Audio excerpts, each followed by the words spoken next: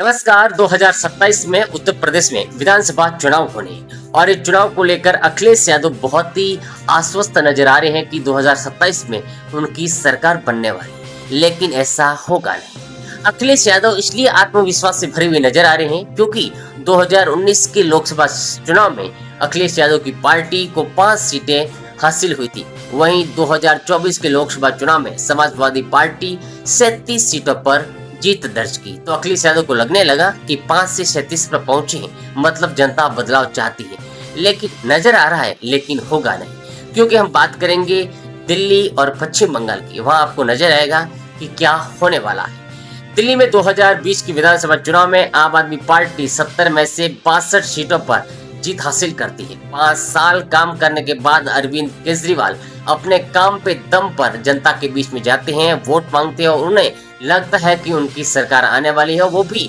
2/3 बहुमत से। लेकिन हुआ क्या, आम आदमी पार्टी 2025 के विधानसभा चुनाव में 22 सीटों पर सिमट गई और सबसे बड़ी बात यह है कि अरविंद केजरीवाल खुद चुनाव हार गए। तो मतलब दिल्ली में लग रहा था कि अरविंद केजरीवाल सरकार बनाएंगे, सबको लग रहा था, लेकिन ऐसा हुआ नहीं। अब बात करते हैं पश्चिम बंगाल की। पश्चिम बंगाल में 2021 के विधानसभा चुनाव में ममता बनर्जी की पार्टी टीएमसी को 213 सीटें हासिल होती है, लेकिन इसके बाद 2024 में लोकसभा चुनाव होता है, उसमें भी टीएमसी को 29 सीटें हासिल होती है। ममता बनर्जी को लगने लगा कि उनकी सरकार को कोई हिला नहीं सकता, लेकिन 2026 में जो विधानसभा चुनाव हुआ उसमें टीएमसी 80 सीटों पर सिमट गई और पश्चिम बंगाल की सत्ता से बाहर हो गई।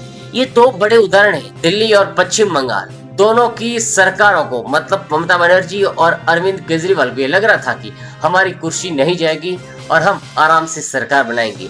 और ग्राउंड पे ये लग रहा था कि इनकी सरकार आने वाली है। टीवी चैनल्स पे जब बहस होती थी तो भी ऐसे पॉजिटिव हमें लग रहा था कि इनकी सरकार आएगी, लेकिन बुरी तरह से हार गई।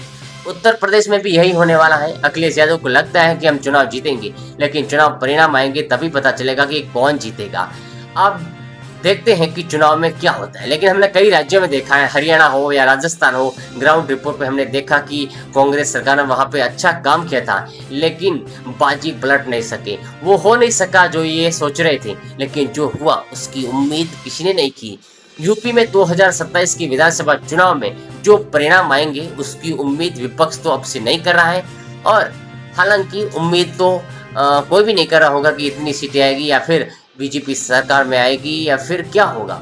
लेकिन हमें लगता है कि 2027 की विधानसभा चुनाव में एक बार फिर से योगी आदित्यनाथ मुख्यमंत्री बनेंगे। आपकी क्या राय है, कमेंट करके जरूर बताइए।